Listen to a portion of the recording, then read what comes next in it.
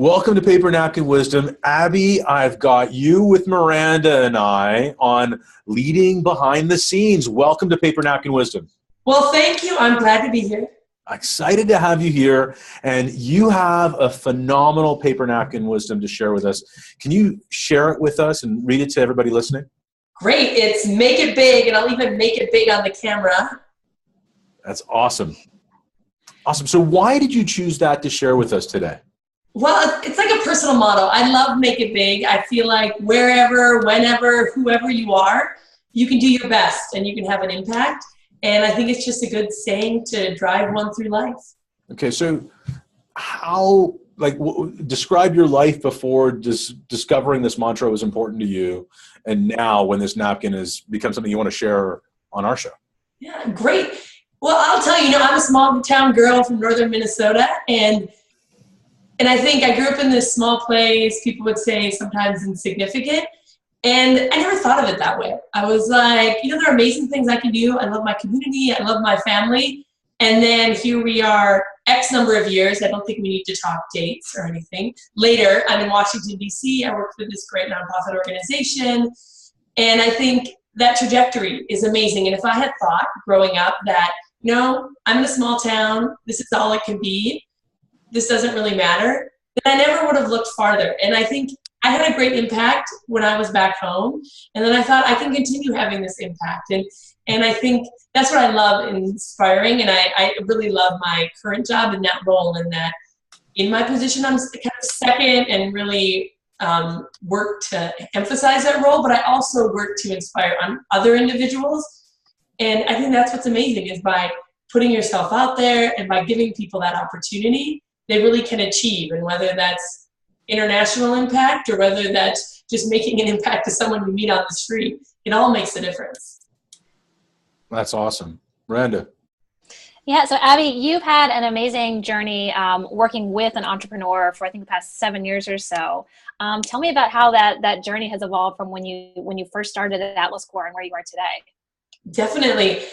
So I'll say I love my job. I'm in this amazing position. Atlas Corps, we're in our 11th year, and we're a fellowship organization. So what we do, we bring global professionals from around the world to the United States, and we're expanding to other countries for a year of service. So a 30-year-old monitoring and evaluation specialist from Kenya will come serve at World Vision in Washington, D.C.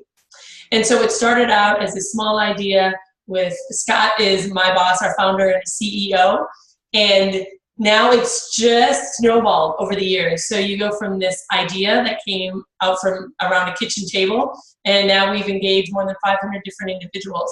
And I think as my own role, I came on, I was essentially the 4th full-time employee of Atlas Corps, and in July I'll celebrate 7 years. And I was brought on to lead fundraising and communications. And it was, we're in a small office. I was literally our CEO's right hand for the first 4 years because we sat that close in the office. And it was just working hand in hand and really just going after it and seeing where can we make these connections. And what was amazing the whole time is working behind someone who had this vision. And he just knew where he wanted to go and knew all the different avenues. And my role was to take those many different avenues and opportunities and channel them into actual actionable items. And so it's very exciting to have that energy and then to combine it with the focus that I brought in.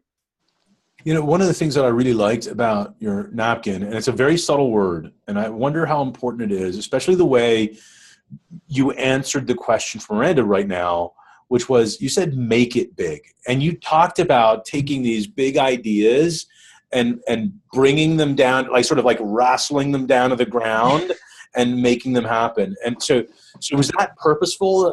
It's that idea of making it big and not just thinking big? Exactly. I think when I hear something, I think of how do I break that down to a process? How do I put that on paper? And as I was sharing with Miranda when we were talking about this, I have a favorite TV show when I was growing up on PBS. It was called Once Upon a Time. And the whole premise was that there was this witch who loved books. And so she kidnapped a librarian named Marion the librarian, and she locked her in her castle. And Marion would come up with books. So the witch would say, I love trains, I love top hats, and I love friends. And so Marion would take a train and take a top hat and take the idea of friends and put it in this machine, and she'd crank this wheel, and then out would pop up Thomas the Tank Engine. And I was like, oh my gosh, I am Marion the librarian, because I meet with Scott, we take these ideas, and he's like, I love technology. I love all these amazing global leaders throughout the world. These are the top 500 tech companies in the United States. Let's put them all into a machine, and let's come up with an idea of engaging emerging technology leaders in these companies or such things. And so it's just an amazing place to be when you can see this like vision and see it play out on paper into something that could actually be. So Abby, as you know, the theme of this podcast series is paper, napkin wisdom behind the scenes. Those of us who are one step behind the entrepreneur who is the face of a business and coming up with those ideas. What you just described, I've lived it myself. I think it takes a special kind of personality to be able to handle that, right? Because you've got these really high level concepts, and then you can have an entrepreneur turn around and they want a business plan the next day. So, for you, what do you think is the key to being successful working in that kind of environment where you have to sort of be a translator of these ideas and in some cases, maybe even gently discarding ones that aren't going to make it through the machine and pop out the book? Definitely. Well, I think the key is creating what your own system is. And for me, I think you hit the nail on the head when you said translator. That essentially is what it is. And for me, what has become so valuable is to be able to take these ideas, these visions, these thoughts, and put them on paper. And to be able to do that in an efficient way, I think when I initially came onto this position, I invested an inordinate amount of time in like writing these ideas and creating things that looked amazing. And I realized, you know what? I just need to translate it to paper so then we can more effectively discuss. And it's amazing the difference it makes when you see a vision, and as unimaginative as it may seem, when it's broken down into bullet points and with a little bit of a timeline, give yourself 30 minutes to create. You can actually have a conversation that moves you to achieving or creating something that is achievable. And it is valuable because it helps to translate these visions into reality. So talk about this, you're talking about 7 years later, and I think that's part of it, right? Part of it is that you and the CEO, the founder of your organization, have built this relationship, this rhythm over time. Yeah. Has it always looked like that, or was there? I love the way Miranda always says it, one step behind. Is there describe that synchronization process where that starts to become a lockstep, one step behind, not a I'm tripping on your feet, one step behind. Oh, definitely. I think it has a lot to do with trust. And for someone who's, the one step behind or in this secondary role, it's really your responsibility to establish that trust. And the way I did it was by putting together that information and being really in the preparation role. In that, whether it is putting a proposal together, translating a vision into a document, whether it's putting materials together for a call, it's establishing that credibility that you are going to play that role, that the passion and the movement and that charisma, that is the role that our CEO plays, that's what we've established. And then that background is what he needs. And I think a great example is that we've built up over time a lot of relationships with the State Department. So that includes different embassies and even in the office here in Washington, D.C. And when we initially started this process, it was our CEO. He needed to be copied on every email. He was in every call. A lot of the emails even came from him. And now over that time, he built up that confidence that he says, okay, you can lead those. I don't need to be part of that. If we're scheduling an event, if we're planning an event, you can be part of that. But it does take that time, and no one can have the expectation that's going to happen right away because you don't know those work styles. So once you've established that and you're consistent, then it allows a lot more freedom to be able to excel in the areas where you're both strong. Does that resound, or does that sound resonant to you, Miranda, as well? When she's talking about it in that way? Yeah, I always considered that to be sort of a mark of success when I reached that point where someone that I was supporting said, you know what, you go ahead. I don't need to be copied. I trust that you're handling it. And then, managing my own team, one of my favorite moments was hearing this conversation out in my hallway where someone was saying, oh, should we copy Miranda on that? And they go, you know what? No, we got it. She knows we have it. And so I think it's that trust in all directions, with you as the support and your team, and then with your CEO. But I mean, to what Abby said, it absolutely has to be earned, and it can be broken in a heartbeat by missing something important. And I think it takes a while. If that happens, rebuilding it can be a big test for the relationship. Yes, that's an excellent point. Yeah. One of the things that I'm sort of struck by is just how much ownership, Abby, you're talking about taking in terms of the relationship between you and Scott, right? I mean, you're owning and leading that relationship as much as you're counting him to lead the organization and lead towards the vision and be that beacon. Am I reading that right? Is that what you're saying? Yes, you are correct. And I think we have a great dynamic that way. And I think that's also a tribute to the CEO in that he looks for that. His expectation is that you're pulling that weight. So even a simple thing, a weekly check-in meeting, he comes to that meeting with things he wants to talk about, but I know his expectation is that I have my laundry list of this is what we're going to go over, this is what we're going to discuss. And to me, it's helpful because it allows me then to excel in that role. And it's that ability to free him up. And I continually say, I see you in this position, you are the CEO, you should be out in these other areas. Some of this back end stuff, leave that here. And the fact that he can embrace that, and the more I'm able to encourage him to embrace that, is just advantageous for everyone. So Abby, I'm curious with your napkin of making it big, because that might be a phrase that we would typically get from an entrepreneur, not necessarily from someone in our kind of a role. Has there ever been an instance where your desire to make it big is kind of clashing with your entrepreneur's desire to also be making it big, or is it really complementing each other? Because the things you're doing are so different. How is it you guys are both kind of being these big personalities together? That is an excellent question. I will say there's definitely times, I think, when looking at the dynamic in the office, I think probably Scott and myself are more willing to have that clash. And it's the definitely understanding that, okay, we have the clash, but then we move on.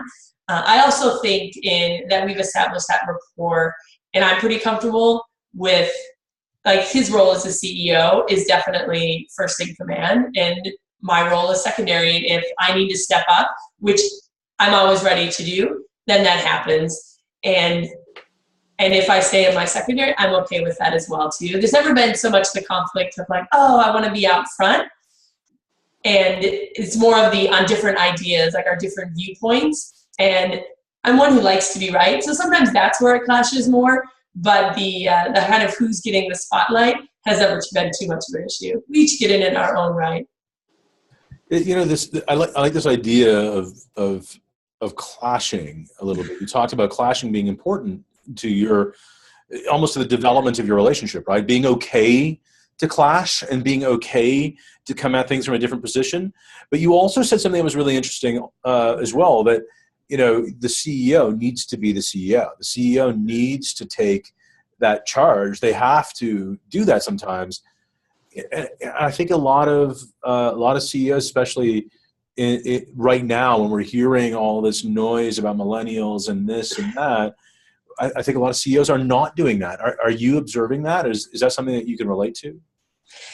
Yeah, I think it's an interesting place. So you look at Atlas Core, and obviously Scott founded the organization, and he brought on 1 full-time staff. I came on at 4. We're 15 full-time staff, and we have a lot of millennials on our team, and I love our team.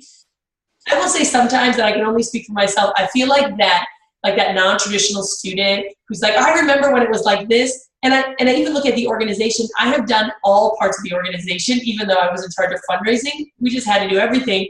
And I feel myself thinking, oh, that's how it was, or no one respects my view, or no one thinks this is important. And so I think that perspective helps me keep in check even how Scott must be feeling. So I think that must be amplified as a CEO. Here you created something and you had a vision how it was going to be. And plus he obviously did every part of it. And now you look and you've brought on, you've expanded this team because they're experts. They're all going to do it differently. So you have to be able to give that up a little. And so by checking myself and keeping that in perspective, I often it helps me in my conversations with Scott, think about, it helps me be more sensitive to maybe what his perspective is, but also to think this is how it needs to be presented to him. But I think it is an ongoing question challenge. There's so much ownership when you've founded something. And I feel pretty close to that founding position that I can relate to how entrepreneurs feel in that regard. Abby, when you and I spoke a couple weeks ago when we were talking about doing this podcast, you said a phrase that I wrote down because I just love it: translation and contagion, and not of the disease variety. But how do you take the energy and the words and the vision of the entrepreneur and make sure that it gets down, through the team, through those 15 different people you mentioned, some of whom are probably new, some of whom have different communication styles as millennials. So this translation and contagion of energy, how you as the second in command there feel about really getting that vibe down to the rest of the team? Yeah, it's an interesting and ongoing question. I think even prior to this conversation, we were talking a little communication and a little volunteer recruitment. And it was kind of a bit of a reality check, because I think volunteer recruitment for us 5 years ago was, let's have a whole team conversation and then let's all send out emails to 20 of our friends. Okay, now that we're 11 years later and we are a staff of 15, it's actually looking through our database and we're going to email, 10,000 people in a particular city. And there's a chain reaction to that because people have ownership. And they're like, wait, this is my relationship. I don't want them to get that email, or I don't want them to be approached in this way. And so that was like an immediate translation of our CEO wanted this to happen. Okay, what does that mean, or how can we work to meet everyone's own perceptions and perspectives within this? And even in that conversation, there were about 5 of us in it, you could see some of the faces were like, I don't really think I'm agreeing with this. And so it takes a little, even on the side, building that up. And I think that's the biggest piece in what we've worked about with a lot is when we have this big initiative or we want to do a big transition, we need to get buy-in. You need to talk to people outside of a big conversation because they need to feel heard. And often you don't do that in a big all-staff meeting. It's the before and after conversations where they will really develop the most investment because they'll feel like they're really connected and that you really are interested in what they have to say.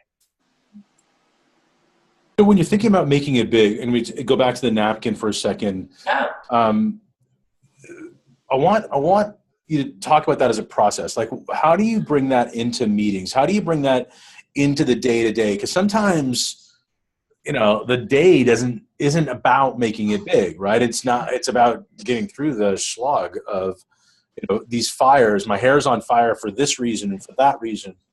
How do you stay focused on that, and how do you support the CEO in staying supported or focused on that? Yeah, that's excellent. I think the first piece is, going back to, I love this marrying the librarian. Like, I literally think about it all the time. So I'm like, okay, first let's take this idea of what we're trying to achieve. What we're trying to achieve and put it through this filter and to decide really what do we want the outcome to be. And I think so often where we want to go is a little misinterpreted by everyone.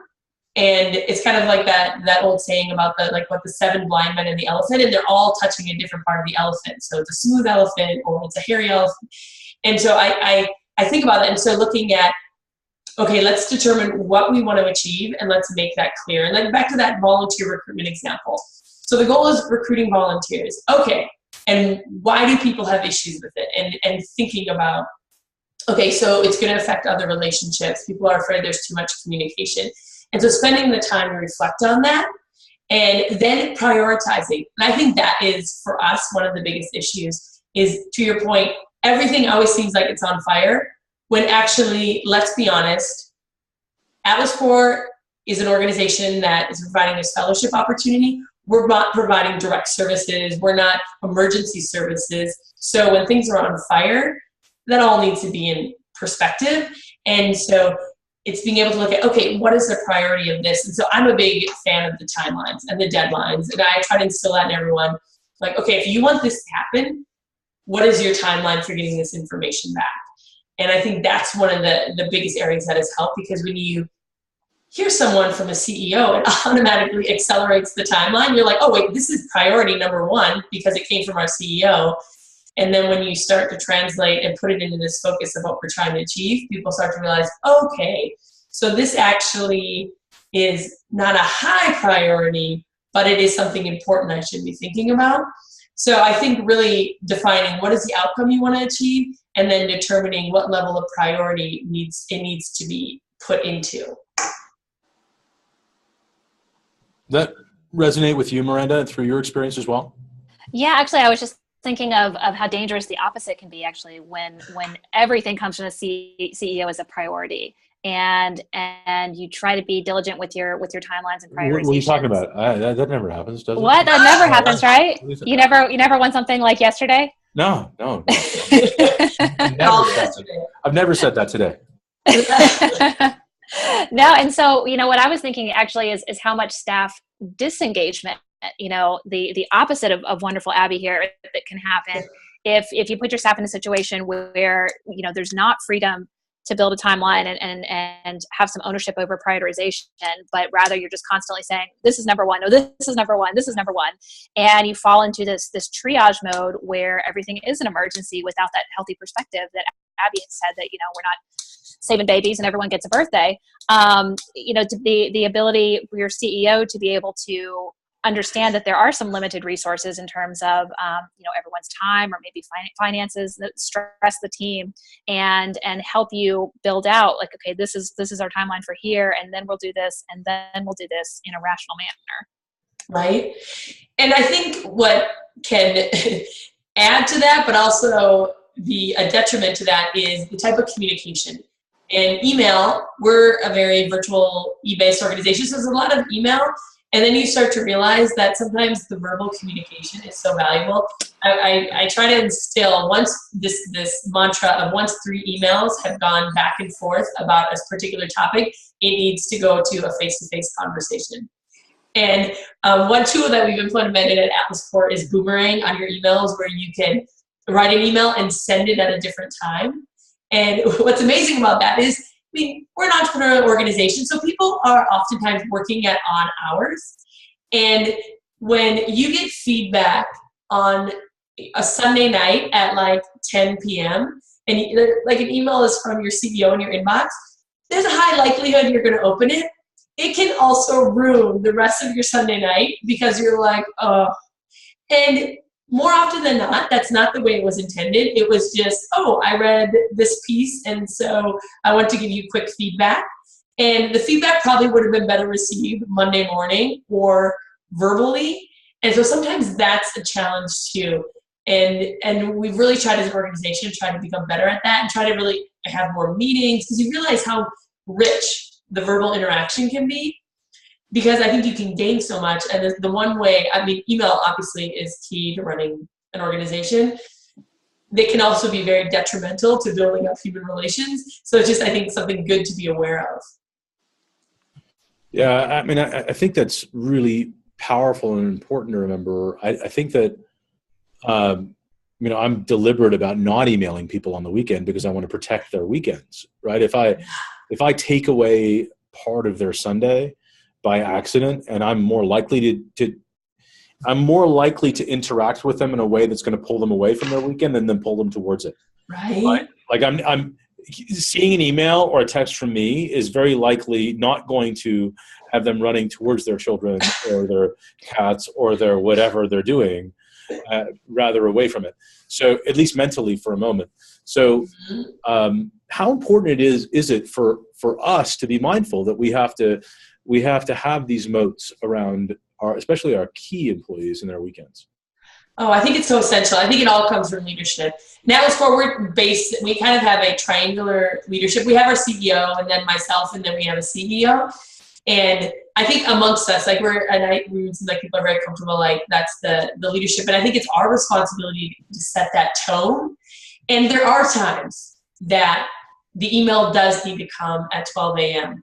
or a call needs to come. Like I had 4th of July a few years ago, I had one of our fellows call me because I was the first person in her phone, ABBY, because her father had passed away suddenly. And yeah, it's 11 o'clock on 4th of July. That is a call that needs to happen. And then I said, the chain reaction happened, and looking at how can we address this need? How can we make this happen? And so using that in applicable ways and not abusing, and knowing that if an email goes out that I'm reading on Sunday morning over coffee because I'm catching up on emails, and the grammar was wrong, I don't like how that was presented, guess what? I should write a note and bring that to our weekly meeting instead of responding right away, which would so be my desire to be like, oh, quick, let me just email right back. But how deflating is that for the other person? So I often have my own little Google Doc on the side that's like, okay, these are things that I just want to mention. And it's amazing how much more beneficial that's been in the long run. And then even what I found is by waiting, individuals have come back to me and they said, oh my gosh, I just realized that I could have done this better, or thinking about this, or I actually heard feedback from someone else, like, however that works. But it takes an intentional pause. And Abby, I was going to add, you and I are very similar, I think, in that, we both have this huge work ethic. We both have very young families. We don't have very much free time. And so, yeah, there's those times where, I'm waiting in line at the grocery store on a Saturday, and, shame on me for doing this, but it is so easy to just dive into my email and start firing off things. So it's kind of a balance, isn't it, between us and our crazy desire to be super efficient workaholics, and recognizing that that we, as Govind said, we could accidentally ruin somebody's Sunday. Right? Yeah. But how important is it for the entrepreneurial leader, the entrepreneur leader from both of you, when you're having that Saturday afternoon grocery lineup to-do list fire through? How important is it for us to be responsive to you in that environment? Or are you counting on us almost to say, hey, Miranda, it's the weekend. Let's get to this on Monday. What are you looking for from us in that situation? Yeah, just speaking from myself personally, I'm not looking for a pity party that I'm working on Saturday because it's my choice to be doing that. And to be honest, I'm not looking for a response either. I'm looking to mentally be able to get that thing, whatever it is, off my plate that I can do quickly, if I'm following like a 2-minute rule of doing something that moment. And I'm perfectly happy and actually would prefer if a response doesn't come back. I'm certainly not looking to spark a conversation, because in 2 minutes I'm going to be out of that grocery line juggling a screaming kid on this arm and 15 bags on the other. And so I don't want to get into a back and forth. But, for efficiency, it's good. And I also appreciate sometimes emails come on a Saturday saying, start out with, I don't expect a reply today on this. And so, with my team, when I transitioned to team, I was doing my usual weekend. And then I had this poor girl, kind of an entry level, who kept replying to me. And I realized that she thought that I was expecting that. And so it was really just a case of clarifying communications with the next team meeting, saying, hey, this is my lifestyle. This is how I work. There might be a 4 p.m. where I'm out at my kid's school play, but you're going to get this email from me at 9 p.m. instead. And so that's how my work-life balance goes. But under no circumstances am I actually expecting a reply. And I think having that same relationship with your leadership team as well, in both directions is important. And I think that's what the key is. It's setting those expectations. To that point, I was laughing. I had an intern once, and we have email addresses for all interns, so it wasn't his personal email. And so I would email activities, and there was these big projects that he's working on. So I emailed him like a series of items that he had to finish. And at the end of the day, I was like, where are these items? He was like, well, what are you talking about? And I said, did you open your email? He's like, yeah, I really didn't read anything. And I said, well, let me give you a tip, is when your supervisor and or someone who has chief in their title emails you, it's probably one you want to look at. And he's like, oh, that is a really good point. I was like, so it's all about setting the clear expectations. I'm not going to email you obtrusively, but when I do, I just want to make sure that you're looking at it. That's great. So now let's think about for the future. How do you think you're going to use this make it big philosophy in the future? What's next? Well, I really think about it. I really think kind of my mission, my mantra in life is really helping others develop themselves and really achieving. And so I just see it throughout Atlas Core. I think we have our fellows who are these emerging leaders, 22 to 35, and opening those doors for them is what I feel like I do. So inspiring them to make it big. And I even think with our staff, like we have a lot of young professionals that join Atlas Core, and they go on to bigger and better things. And I see that as opportunities to help them achieve, whether that's running a staff meeting, whether that's providing the opportunity to speak on a panel at a conference. Like that's what I can provide. Like even just recently today, I had one of our program managers that's been working with me for years. And one of the things we do is we organize our conference delegations and when we're speaking on panels. And she actually just put one together herself. And she said, oh, will you look this over? And I looked at it and I was like, oh, this is amazing. Like, good work. You don't even need my feedback.